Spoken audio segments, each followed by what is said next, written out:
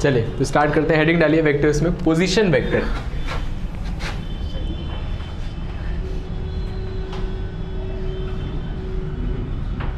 Position vector, देखिए तो position vector क्या होता है, किसी भी वेक्टर की पोजीशन बताने के लिए यूज होता है। ठीक है, तो सबसे सिंपल एग्जांपल जैसे 4,3 लिखा हुआ है, 4,3 पर पोजीशन वेक्टर। तो देखो 4,3 लिखा हुआ है, तो हम वेक्टर कैसे बनाते हैं, उसको ओरिजिन से कनेक्ट कर दिए, ये एक वेक्टर बन गया। ठीक है, ये पॉइंट ए है, तो जो पॉइंट ए है उसको वेक्टर के फॉर्म में कन्वर्ट करेंगे तो उसकी पोजीशन का वेक्टर, तो उसकी पोजीशन हम बताते हैं ओरिजिन के रिस्पेक्ट में। तो उसकी पोजीशन ओरिजिन के रिस्पेक्ट में बताने का मतलब है कि उसको ओरिजिन से कनेक्ट कर दीजिए।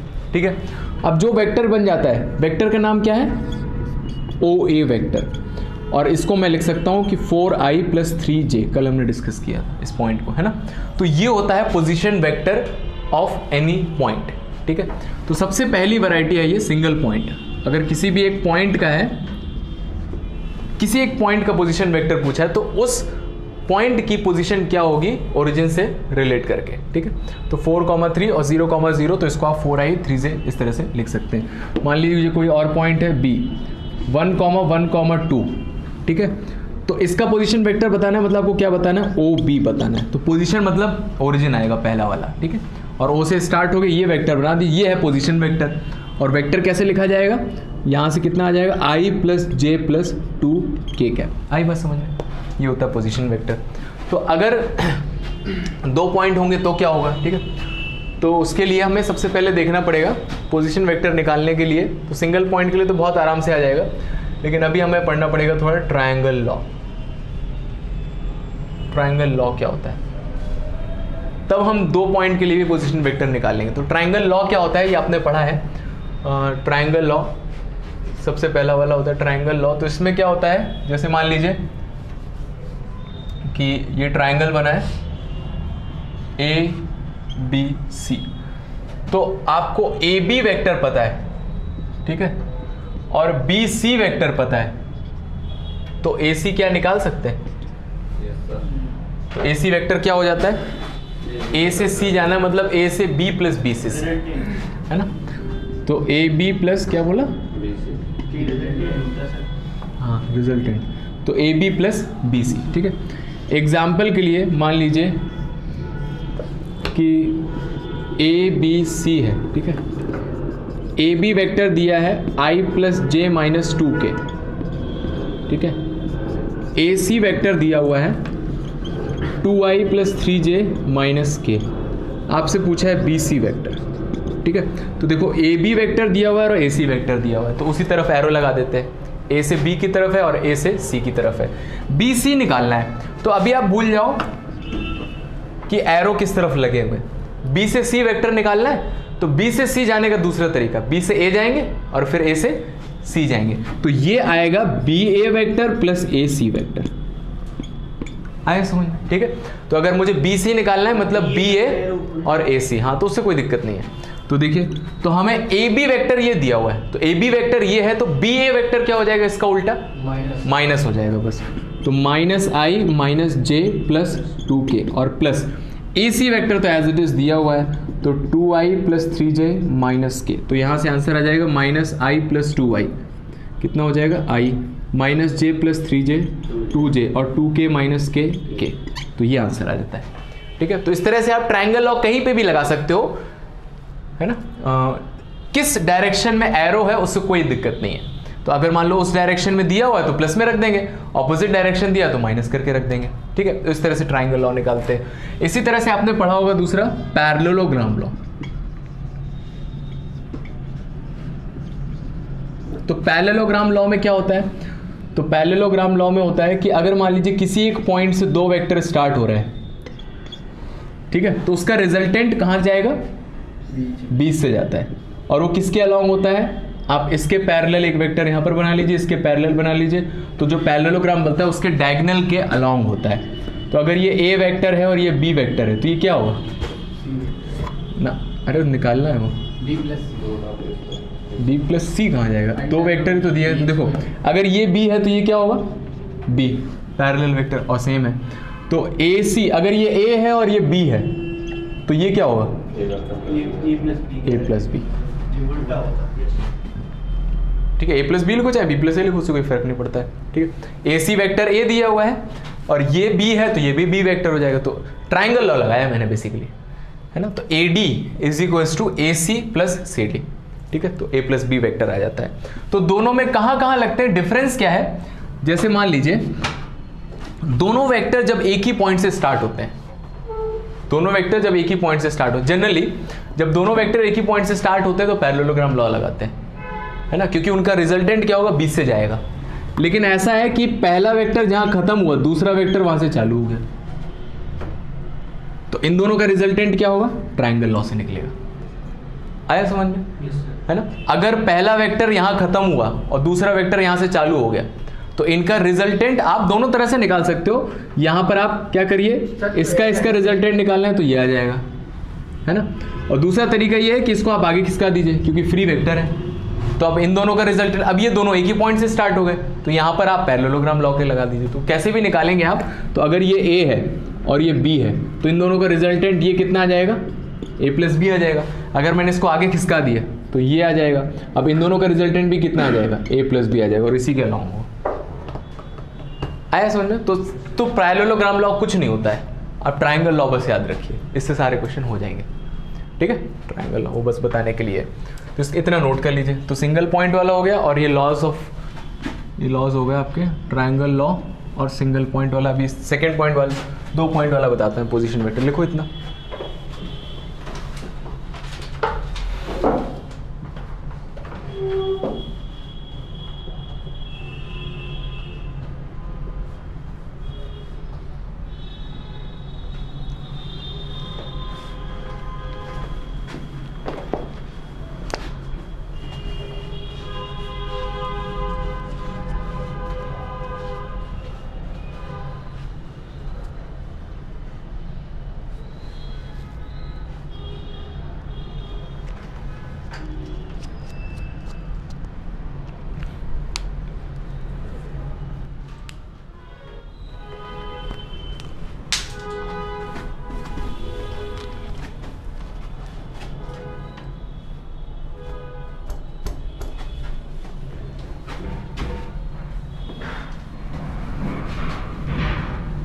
देखिए 2 पॉइंट्स, तो 2 पॉइंट से कैसे बनेगा, मान लीजिए एक ए पॉइंट ये है मान लीजिए A1, B1, ठीक है। एक बी पॉइंट है A2, B2, और मैंने इस तरह से वेक्टर बनाया कनेक्ट करके, ठीक है, इस तरह से वेक्टर बनाया है। तो कौन सा वेक्टर है ये, बी ए वेक्टर। तो अभी आपको बी ए वेक्टर निकालना है, ठीक है। तो बी ए वेक्टर कैसे निकालेंगे, तो देखिए मैं इसको इससे कनेक्ट कर देता हूँ, इसको इससे कनेक्ट कर देता हूँ।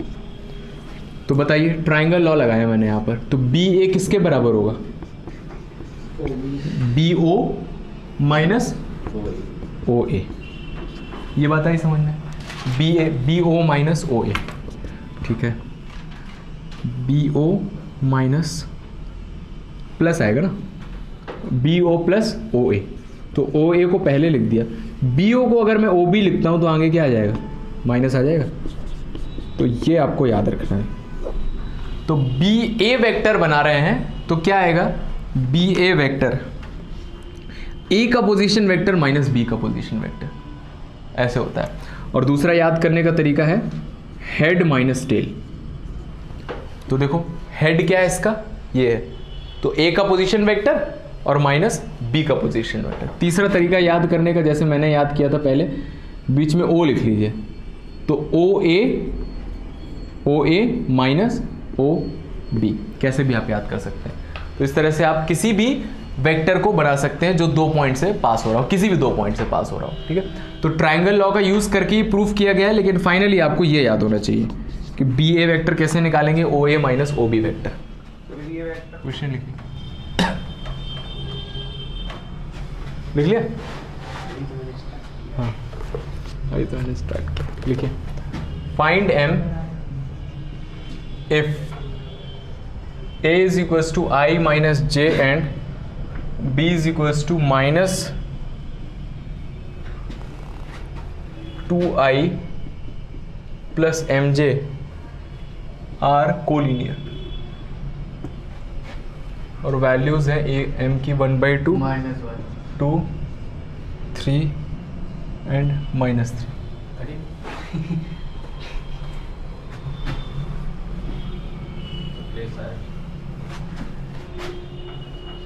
कुछ नहीं।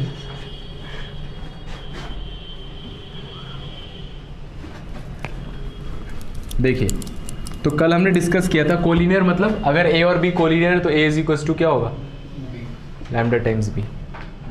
ये कल बताया है। टू देखते हैं तो a रख दिया मैंने I माइनस और लैम्डा टाइम्स b कितना आ जाएगा? -2I plus mj।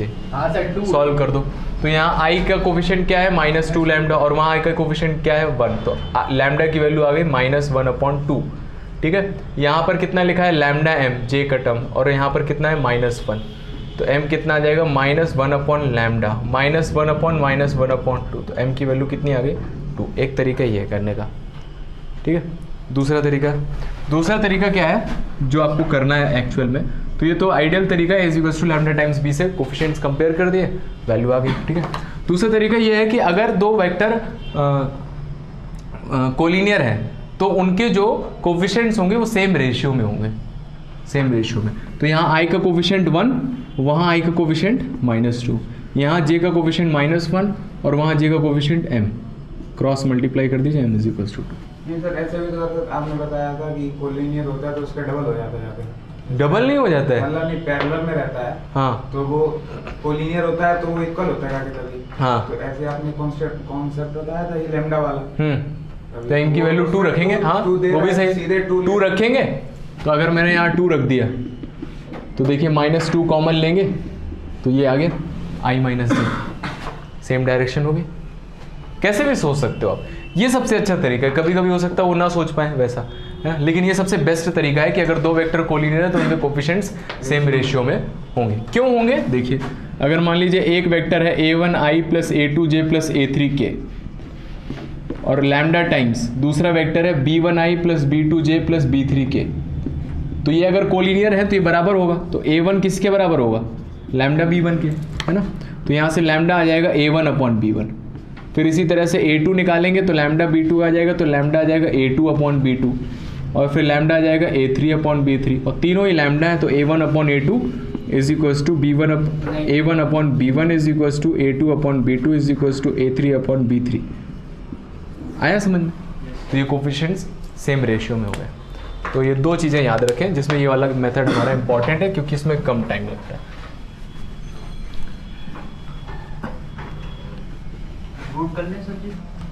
कर लो, करना है तो साथ साथ में नोट करते जाइए तो अच्छा रहता है थोड़ा। ये करो, क्वेश्चन लिखिए एक और। Position vector of A and B दिया हुआ है, तो ए का पोजीशन डायरेक्ट आप ओ ए लिखेंगे, कर लो नोट।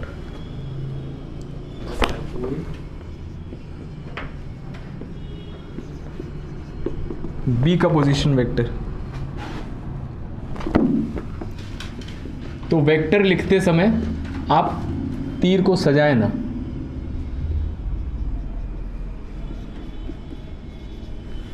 मतलब मेरे कहने का मतलब है डायरेक्ट ऐसे लिखते हैं, उसमें एरो लगाने की ज़रूरत नहीं है, टाइम लगेगा। वैसे एमसीक्यूज कर रहे हैं ना मैं, और वैसे होता भी यही है, स्टैंडर्ड्स बुक्स में ऐसे भी दिया जाता है। ये ए बी वेक्टर है, हाँ ठीक है, ऐसा नहीं बढ़िया ए बी वेक्टर जा रहा था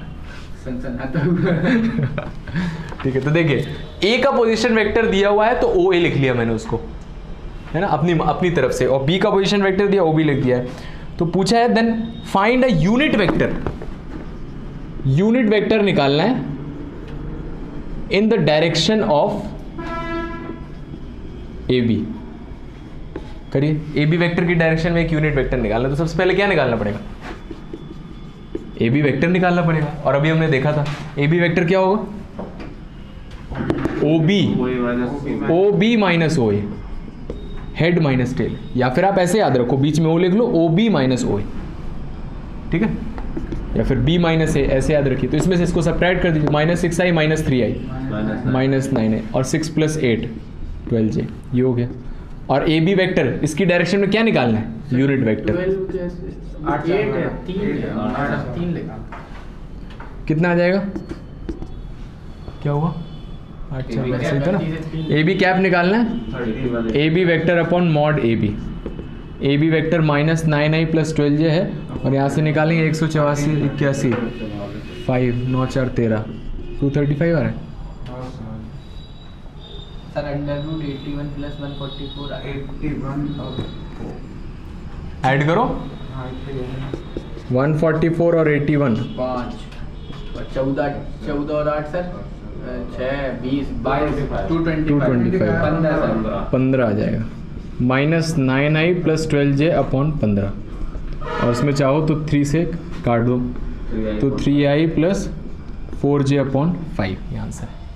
आई बात समझ में, बहुत ही सिंपल है ना। पोजीशन वेक्टर हमें ए बी निकालना आता है, फॉर्मूला b - a, याद रखिए, b दिया है a दिया है, इतना लिखने की जरूरत है नहीं, अभी तो पहला कर रहे हैं तो इसलिए हम बता रहे हैं, ठीक है। बाकी आप बुक से देख के b - a तुरंत निकाल के, और उसका यूनिट वेक्टर, इसको याद रखिए, बहुत ज़्यादा इंपॉर्टेंट है, इसी पे ज़्यादातर क्वेश्चन आपके आएंगे ना। यूनिट वेक्टर हो गया, कोलिनियर हो गया, यही 4-5 वैरायटी है।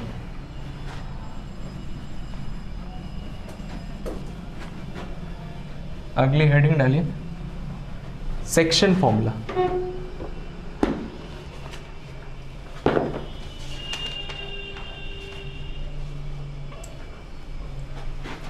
सेक्शन फॉर्मूला हम बहुत सालों से पढ़ते आ रहे हैं।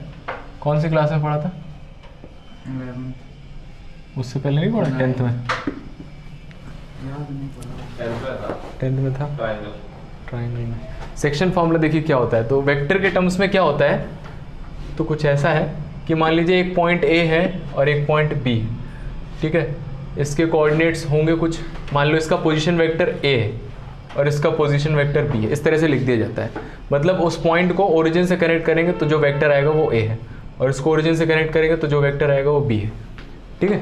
तो इसके बीच का एक कोई पॉइंट, ए बी वेक्टर को मिलाने वाला कोई एक पॉइंट सी मान लिया, जो इसको m/n के रेशियो में डिवाइड कर रहा है, तो C का पोजीशन वेक्टर जिसको क्या बोलेंगे, OC। ये कैसे निकाल सकते हैं, ये याद है, m × b वेक्टर और n × a वेक्टर और डिवाइडेड बाय m + n। क्या इसमें दोनों xy कोऑर्डिनेट आ गए, ये वेक्टर आएगा तो इसमें एक i आएगा और एक j आएगा। तो आपको याद हो, अगर 10th में हम 2 लिखते थे, mx1 और फिर y के साथ, है ना, और my2, इस तरह से लिखते थे ना, तो 2 आए थे xy कोऑर्डिनेट, तो इसमें 2 की जरूरत नहीं है, क्योंकि पूरा एक वेक्टर है तो उसमें ऑटोमेटिकली ij आ जाएगा। तो ये कौन सा है, बेसिकली इसमें फॉर्मूला लगता है इस तरह से, तो वो तो मैंने आपको विजुअल करके दिखाया, एक्चुअल में ये रहेगा ऐसे। तो a और b 2 पॉइंट है जिनके पोजीशन वेक्टर दिए रहेंगे, बीच का एक पॉइंट c है जो इसको m/n के रेशियो में डिवाइड कर रहा है, तो आपको निकालना है c का पोजीशन वेक्टर, मतलब OC। तो क्या हो जाएगा, m × b vector, n × a vector upon m + n। और ये कौन सा डिवीजन है, इंटरनल डिवीजन, ठीक है। फिर इसके बाद आता है एक्सटर्नल डिवीजन। हाँ, तो एक्सटर्नल डिवीजन में आप जानते हैं क्या हो जाता है, साइन चेंज हो जाता है। तो OC कितना आ जाएगा, mb cap - na vector upon m + n, minus होगा। एक्सटर्नल डिवीजन में माइनस होता है। एक्सटर्नल डिवीजन का मतलब क्या है कि A है और ये B है, ठीक है। एक पॉइंट है जो बाहर है C, और वो इसको किस रेशियो में डिवाइड कर रहा है, m/n। ये तो आया समझ में, है ना। हाँ, तो कैसे डिवाइड कर रहा है, तो समझ में नहीं आया, तो बोल रहे हो, आ गया समझ में। हाँ, ऐसे ही पहले बनाया था आपने। कब बनाया था, एक बार बनाया था ऐसे, तो हमने उस समय समझाया भी था। एक्सटर्नल डिवीजन का मतलब क्या होता है, कुछ लोग बाहर से रह के डिवाइड कर देते हैं, है ना, ऐसा भी होता है, जरूरी नहीं घर के अंदर ही होना चाहिए। जैसे देखिए, मैं आपको इसको बताता हूँ कैसे होगा ये। ये कुछ ऐसे है। मुझे जोड़ी तोड़ के दिखा दो। नहीं ऊपर नहीं से सर, यहाँ से आवाज चली जाएगी बिल्कुल। ना। देखो मैं आपको इमेजिन करके बताता हूँ। देखिए सुनिए सुनिए, सुनो सुनो सुनो सुनो, मैं आपको बना के दिखाता हूँ। ये तो लिख लिया ना। देखो एक्सटर्नल डिवीजन का मतलब क्या है, जैसे देखिए मान लीजिए ये वायर है आपका ए बी, ठीक है, पॉइंट सी है, और अभी किस रेशियो में डिवाइड कर रहा था, m रेशियो n, है ना। ये कौन सा था, इंटरनल डिवीजन। मैंने क्या किया, इसको घुमा के इधर ले आए, सी को यहीं रख के। क्यों? देखो आया समझ में? तो मान लो कोई थ्रेड है ना, ऐसे मैंने इसको घुमाया और इधर लगा दिया, तो अभी दिख रहा है ये कुछ ऐसा बना है।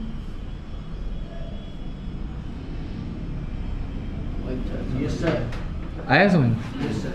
तो देखो ए बी हमें दिख रहा है कि इतना सा है, लेकिन एक्चुअल में ये है। तो सी ने देखो एक्सटर्नली डिवाइड कर दिया, और अभी ये कितना है m, और ये कितना है n। देखो वही डायग्राम बना है। तो टोटल m प्लस n हो गया। आई बात समझ में? अब ये देखो C डिवाइड कर रहा है और देखने में लग रहा है कि C बाहर है, तो देखने में लगता है इसलिए एक्सटर्नल डिवीजन बोलते हैं, है ना। लेकिन इस तरह का एक डिवीजन है, और बीच में फॉर्मूला बहुत सिंपल है, प्लस की जगह माइनस लगाना है। तो इसमें ज़्यादा दिमाग नहीं लगाना है, इसमें दिमाग नहीं लगाना है, इसमें ये फॉर्मूला लगाना है और बीच में प्लस की जगह माइनस लगाना है, तो आंसर आ जाएगा। हाँ बताएगा, बिल्कुल बताएगा, कुछ भी छुपाएगा नहीं आपसे, जो जो उसको चाहिए उस तरह से बताएगा। नोट कर लीजिए इसको, इन दोनों पर भी क्वेश्चन आते हैं अच्छे से।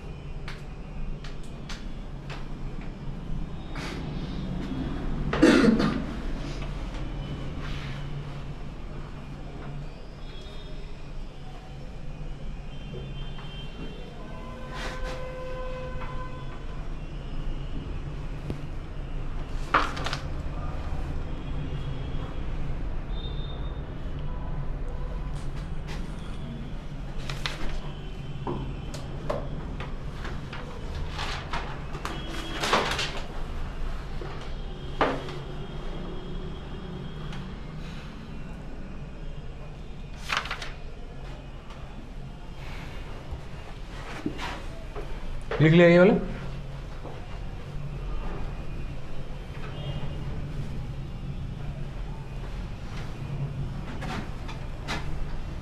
लिखा था नहीं लिखा था? अरे बता दिया करो।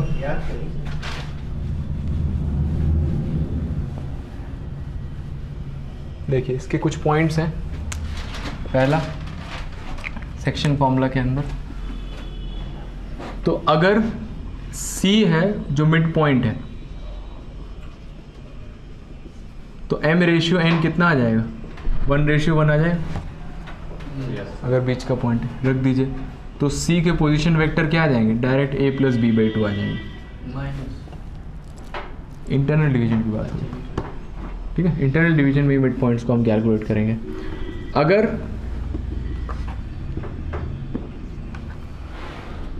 A B C R collinear, 3 points हैं जो कोलिनियर हैं, 3 पॉइंट्स हैं कोलिनियर है, तो एरिया ऑफ ट्राइंगल 0 होगा। एक तो वो होता है, यहाँ से ऐसा भी लिख सकते हो, AZ = लैम्डा टाइम्स CB, ये आएगा। अगर ये तीनों कोलिनियर है तो इनसे 2 वेक्टर बनाएंगे, तो पॉइंट 3 पॉइंट है ये, 3 पॉइंट कोलिनियर, 3 पॉइंट से कितने वेक्टर बन जाएंगे, 2 वेक्टर बन जाएंगे। 3 पॉइंट है तो एक AC बना लिया और CB बना लिया, और भी बना सकते हो, AB और BC बना सकते हो, या फिर AC और AB बना सकते हो, कोई भी 2 वेक्टर बना लीजिए। वो दोनों कैसे आएंगे, एक दूसरे के कोलिनियर आएंगे। तो अगर एक वेक्टर ऐसे बन रहा है, हो सकता है दूसरा ऐसा बन जाए, या दूसरा भी इसी डायरेक्शन में बन जाए, कैसे भी बना सकते हो। 3 पॉइंट कोलिनियर है तो इस तरह से बन जाता है, ठीक है। और इसमें और भी छोटी छोटी चीज़ें हैं,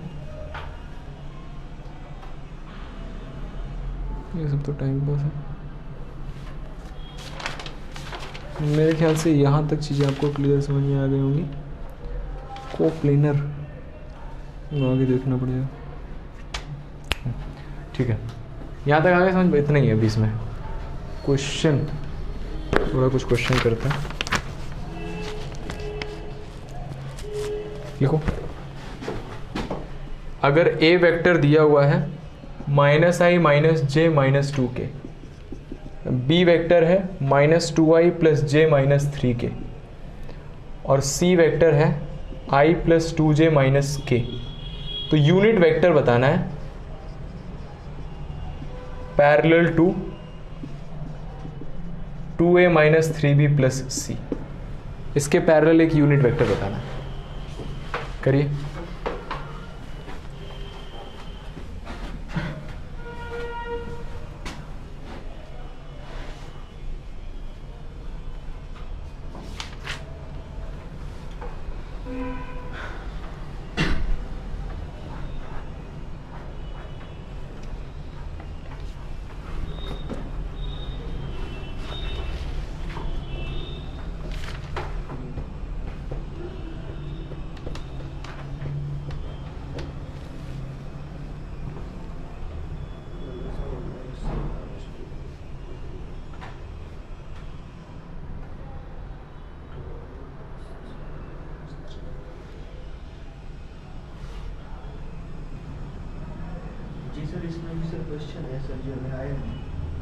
ऐसे ही तो अब आ जाएगा। ये वेक्टर निकाल लो पहले, A रख दो, B रख दो, C रख दो, जोड़ दो, और फिर एक वेक्टर मिल जाएगा, उसका यूनिट बना दो।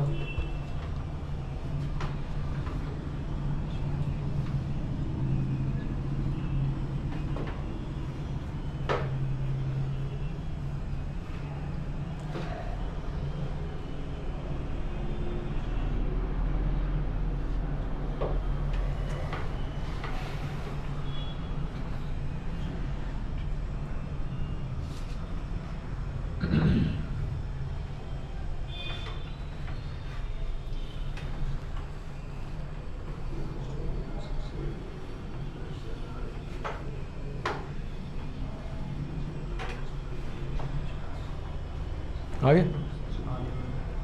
आने वाला है, आने दो।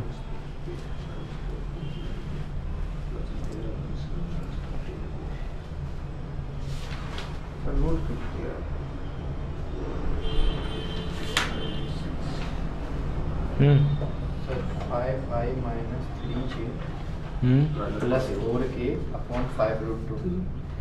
सही है, ये यार है 5 - 3 4 डिवाइडेड बाय 5√2।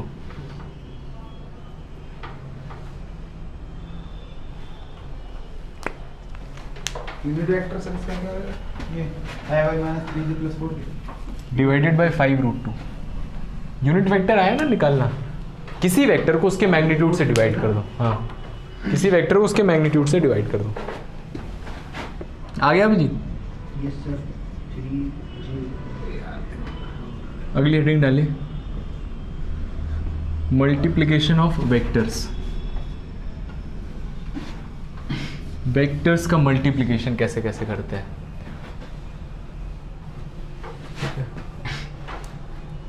तो ये वेक्टर जो है कोई नॉर्मल क्वांटिटी तो है नहीं कि ऐसे 2 नंबर है तो उठा के मल्टीप्लाई कर दिया, ठीक है।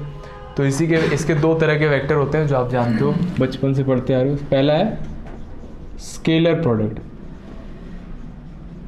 जिसको डॉट प्रोडक्ट के नाम से भी जानते हैं, ठीक है। तो क्या होता है ये, मान लीजिए 2 वेक्टर हैं तो A डॉट B, और इसको लिखते हैं mod A mod B cos theta. तो अगर ये ए वेक्टर है और ये बी वेक्टर है तो थीटा इनके बीच का एंगल है। ठीक है, आई समझ, बहुत बहुत सिंपल सी बात है। लिखते जाइए, क्या हुआ? कैलकुलेशन गलत हो गया।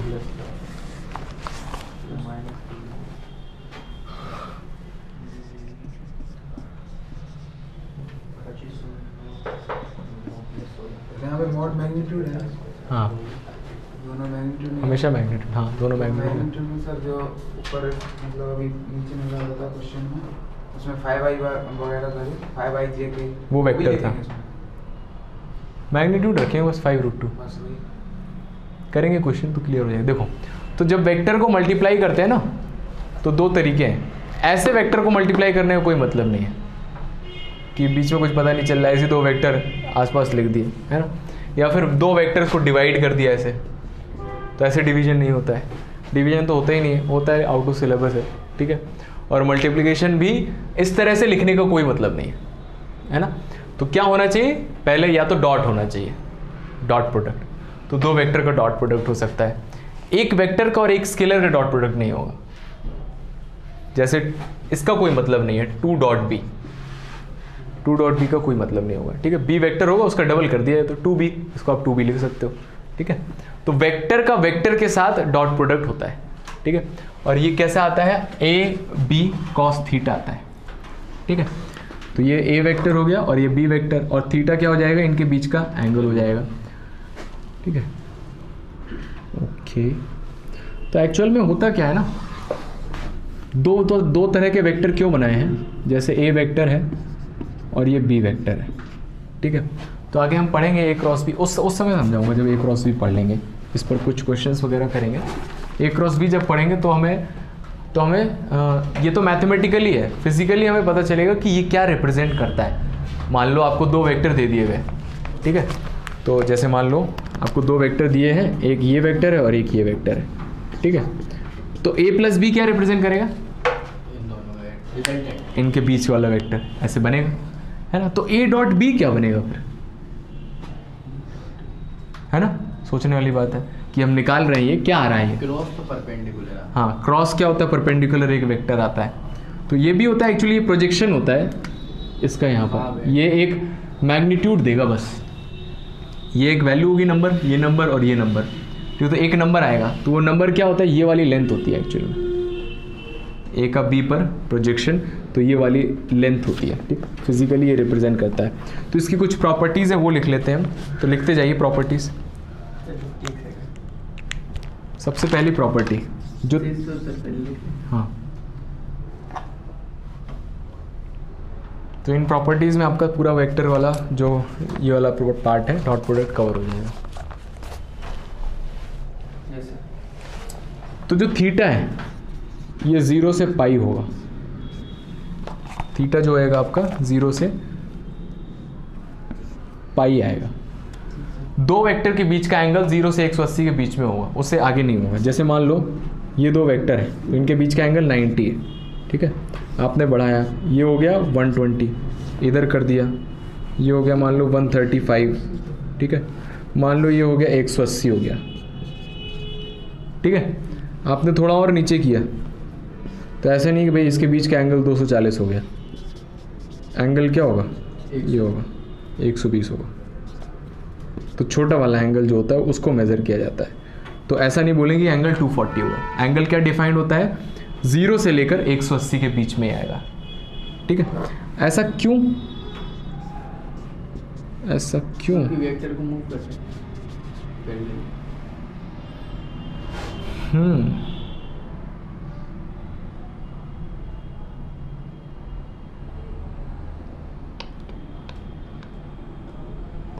वही सिस्टम बना दिया उसको।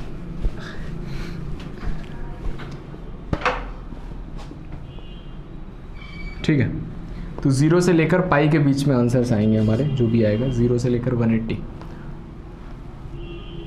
ओके, नेक्स्ट जो a डॉट बी है, ये वेक्टर है, ये वेक्टर है, लेकिन इसको मल्टीप्लाई करके क्या आ जाता है, स्केलर क्वांटिटी।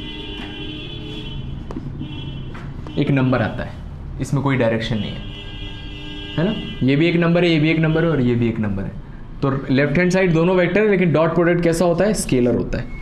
ठीक है, मैक्सिमम वैल्यू कितनी होती है डॉट प्रोडक्ट की? पूछा जाए कि कब मैक्सिमम होगा, जब कॉस थीटा मैक्सिमम हो जाए। कॉस थीटा की सबसे ज़्यादा वैल्यू क्या होती है? 1। अच्छा, 1 होती है कॉस थीटा की वैल्यू। तो मॉड ए इंटू मॉड बी होगी मैक्सिमम वैल्यू। डॉट प्रोडक्ट की मैक्सिमम वैल्यू कितनी होगी? मॉड ए मॉड बी, क्योंकि कॉस थीटा की मैक्सिमम वैल्यू, तो इनकी वैल्यू भी मैक्सिमम होगी। मिनिमम वैल्यू कितनी हो जाएगी, सोच के बताना। 0 और सोचो, -1 देखा थोड़ा और सोच के minus mod A mod B. हाँ, क्योंकि कॉस थीटा की मिनिमम वैल्यू कितनी होती है? -1 180 पर, तो इसीलिए वहाँ पर क्या आ जाता है? माइनस आ जाता है। तो ये मिनिमम वैल्यू हो गई डॉट प्रोडक्ट की और ये मैक्सिमम वैल्यू हो गई। ठीक है, फोर्थ, तो ये तो तब निकालोगे आप जब उनके बीच का एंगल पता होगा, है ना, और उनके मैग्नीट्यूड पता होंगे। अगर मान लो आपको वेक्टर ऐसे दिया हुआ है a1i plus a2j plus a3k, अगर थीटा 90 हो जाए तो a डॉट बी कितना आ जाएगा? 0 आ जाएगा। ये बहुत इंपॉर्टेंट रिलेशन। तो अगर a डॉट बी 0 है तो दोनों तरफ से सही है कि a और b दोनों एक दूसरे कैसे होंगे? परपेंडिकुलर होंगे। तो ये यूज़ होता है, अगर a और b परपेंडिकुलर है तो डॉट प्रोडक्ट 0 होगा। बहुत ही ज़्यादा इंपॉर्टेंट है, डॉट प्रोडक्ट का सबसे इंपॉर्टेंट फॉर्मूला ये। डॉट प्रोडक्ट में क्या होता है कि अगर दो वेक्टर परपेंडिकुलर हैं तो तुरंत माइंड में क्लिक करना चाहिए कि उनका डॉट प्रोडक्ट कितना आएगा? 0 आएगा। ठीक है, अब डॉट प्रोडक्ट निकालेंगे कैसे? 2 तरीके निकालने के। एक तो ऐसे निकालेंगे इस फॉर्मूले से, तो इनका मॉड दिया हुआ, मान लो ये 4 दिया है, ये 5 दिया और थीटा दिया 60 डिग्री, तो निकाल लेंगे।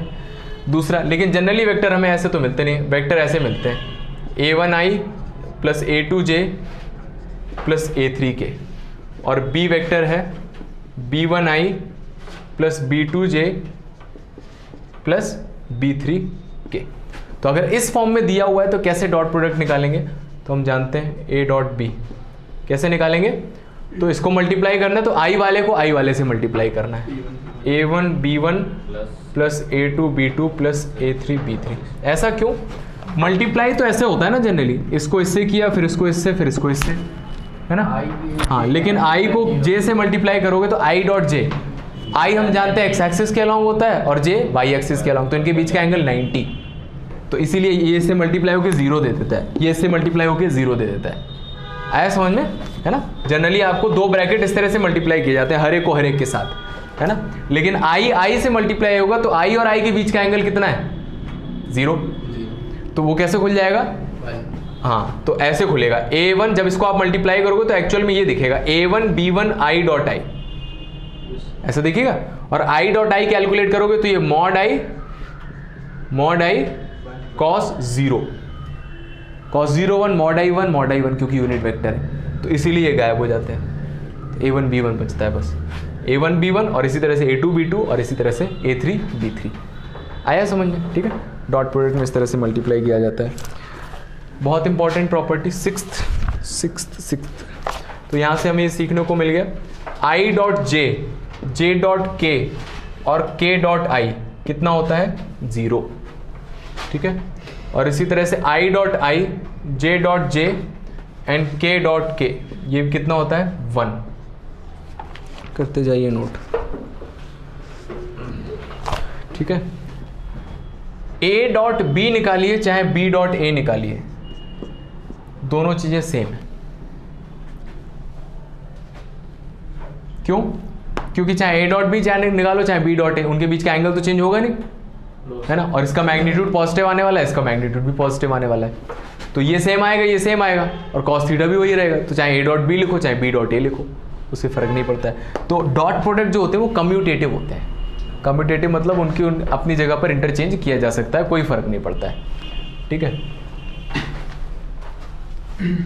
लिखते जा रहे हैं ना, ये सब लिख लिए? Yes sir. 8th पॉइंट,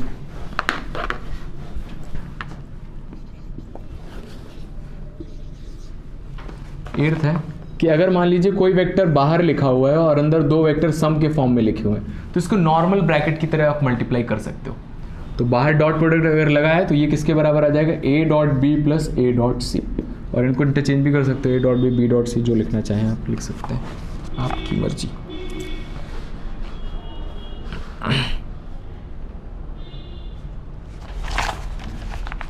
यहां तक आ रहा है। अगर उस वेक्टर को उसी वेक्टर से मल्टीप्लाई करें तो कितना आएगा, किसी वेक्टर को उसी वेक्टर से मल्टीप्लाई करें, कोई वेक्टर है ये, लगाते हैं डॉट प्रोडक्ट, कितना आएगा, वेक्टर ए का मॉड, वेक्टर ए का मॉड और कॉस 0, कॉस 0 कितना होता है 1, तो वेक्टर मॉड ए का स्क्वायर, और ये क्या लिखा है, वेक्टर ए का स्क्वायर। बहुत इंपॉर्टेंट फॉर्मूला कि वेक्टर का स्क्वायर उसके मॉड के स्क्वायर के बराबर होता है, याद रखिएगा, बहुत इंपॉर्टेंट फॉर्मूला है, ठीक है। किसी भी वेक्टर का स्क्वायर और उसके मॉड के स्क्वायर वो दोनों बराबर होते हैं, एंगल को कोई इसमें वैल्यू नहीं है। लिख लो, यहां तक लिख लो पहले।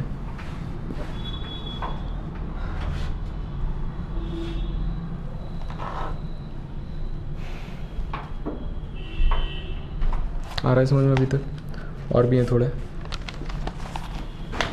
ये लिख लिए सारे।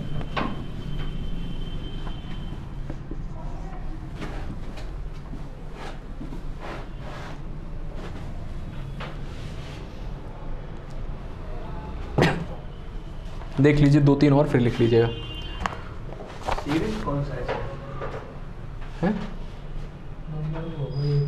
7 नहीं लिखा गया, चलो 7 लिख देते हैं।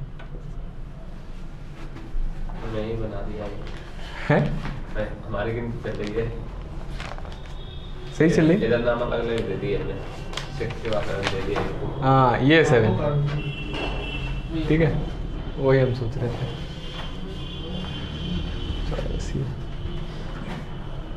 देखिए 10th, अगर किसी वेक्टर के सम का स्क्वायर करना है तो नॉर्मली स्क्वायर कर दीजिए, A square plus B square plus 2ab। बस ये याद रखिए, जो वेक्टर मल्टीप्लाई होंगे इनका डॉट प्रोडक्ट आएगा, ठीक है। और इसी तरह से है कि अगर a प्लस स्क्वायर आएगा, हाँ उसको मॉड ए का स्क्वायर लिख सकते हैं। ये लिखेंगे तो कितना आ जाएगा, vector A square minus vector B square, या फिर mod A square minus mod B square. इसी तरह से अगर vector A plus vector B plus vector C का होल स्क्वायर निकाला जाए तो ये आएगा मॉड ए का स्क्वायर प्लस मॉड बी का स्क्वायर प्लस मॉड सी का square plus 2 times A dot B plus B dot C plus C dot A cube, इतना लिख लो पहले। आ रहा है समझ में, सिंपल नॉर्मल फॉर्मूले चल रहे हैं। ये बहुत इंपॉर्टेंट फॉर्मूला, किसी दो वेक्टर के सम का मॉड, इसको कई बार ऐसे लिखा जाता है। कैसे लिखा जाता है देखिए, इसको मैं ऐसे लिख सकता हूं, रूट ऑफ, ठीक है, ऐसे लिखा जाता है। और ये यूटिलाइज किया, मॉड के स्क्वायर को क्या लिखा जा सकता है, वेक्टर का स्क्वायर, तो इसको मैं लिख सकता हूं वेक्टर का स्क्वायर। नहीं सर ऐसा नहीं कर सकते, पहले a प्लस बी को जोड़ दें। जोड़ सकते हैं अगर अलग अलग पता हो। अच्छा, अगर कुछ प्रूफ करने के लिए अलग अलग नहीं पता है और उस पर कैलकुलेशन यहाँ से स्टार्ट करनी है, तो कई जगह कैलकुलेशन ऐसे स्टार्ट किया जाता है कि किसी का मॉड लिखा हुआ है तो इसको ऐसे लिख सकते हैं, मॉड का स्क्वायर रूट, और वेक्टर के मॉड का स्क्वायर हम जानते हैं किसके बराबर होता है, वेक्टर के स्क्वायर के, तो वेक्टर के स्क्वायर के। अब यहाँ पर a प्लस बी का होल स्क्वायर फॉर्मूला लगा दो आप, तो ये मॉड ए का स्क्वायर मॉड बी का square plus 2a dot B, तो उससे क्वेश्चन आपका ब्रेक हो जाता है और सॉल्व कर सकते हैं, ठीक है। तो ये भी एक बहुत इंपॉर्टेंट फॉर्मूला है जो अच्छे क्वेश्चंस के लिए, अच्छे क्वेश्चंस इस पर आते हैं, ठीक है। ये हो गया एक स्टार जैसे मैंने लगाया है, अच्छे क्वेश्चंस इस पर आते हैं, इस पर भी बढ़िया क्वेश्चन आते हैं, बाकी सारे तो नॉर्मल। चलिए ठीक है, तो आज हम यही समाप्त करते हैं। आपका होमवर्क है करना है, सेक्शन फॉर्मूला करवा दिया हमने, अभी तो इसमें काफ़ी कुछ बचा हुआ है, तो आपके जितने भी डॉट प्रोडक्ट वाले क्वेश्चंस हैं वो आप ट्राई कर सकते हैं, ठीक है। Thank you very much. Sir कुछ तकिया का नाम बनाओ सर अपना।